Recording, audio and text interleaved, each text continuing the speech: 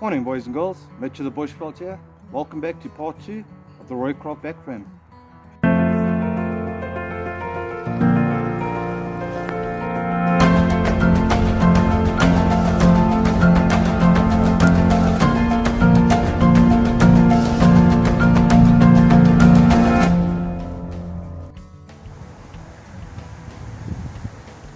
So this is a queen size blanket. You could also use a tarp, but you know it's going to be raining. So we need to lay this over equally. You've got the same amount of space at the top as you have at the bottom.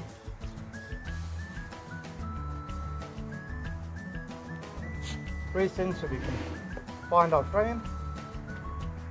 Now we can start adding our items. When you're adding your items, you want to put the soft stuff on first, because that's what's going to be resting against your back. I've just got a couple of items here I'm going to be putting in. I've got my nighttime jacket in case it gets cold.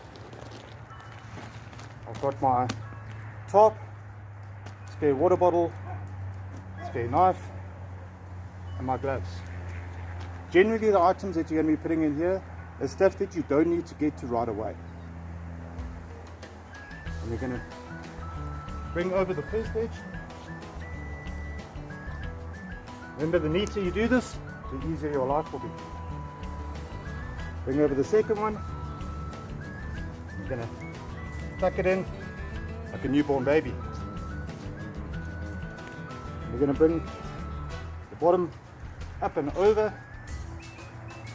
wrapping it like a little present, and bring the top down.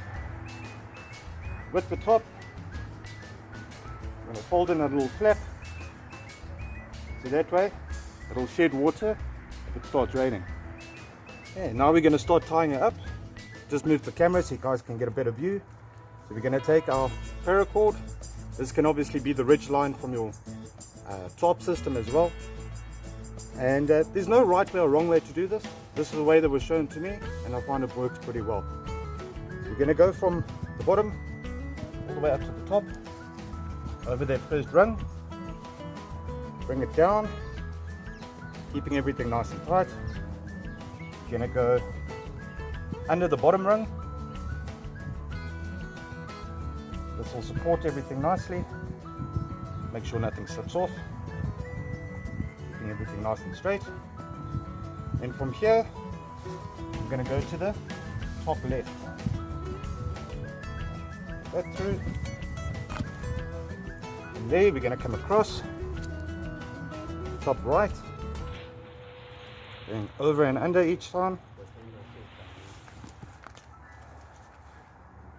And I'm coming all the way down here to the left hand side, around there, keeping everything nice and tight.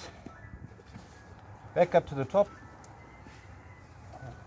and then back down to here where we tied our little loop. We're going to pull this rope through that loop, so that way we can crank it down. From there we just pinch, tie a little half hitch in that, and we're good to go. Now let me show you how we set up our butt pack. The butt pack is for items that we're going to need access to immediately or frequently. Okay, so for my butt pack, I'm using a standard shemagh. Hundreds of uses for this piece of equipment. I'm going to put my poncho in there, so I might need that if it starts raining. My folding saw, my water bottle, my flint and steel kit, if I feel like playing around with that, and my ridge line, just in case I need to set up a quick tarp shelter if it starts raining. So to do this, we pull one corner over all the items, tuck it in nice and tight, and we roll up towards the other end.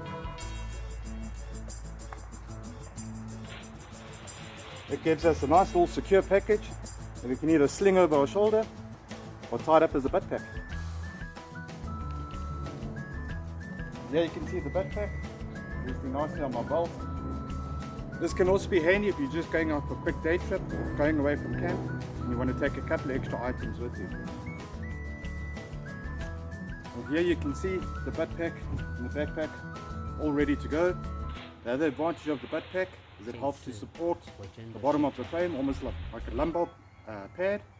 This takes a lot of the weight off the shoulders. Well, I'm Mitch of the Bushveld. Thank you very much for joining me. Don't forget to like and subscribe. Catch you on the next one.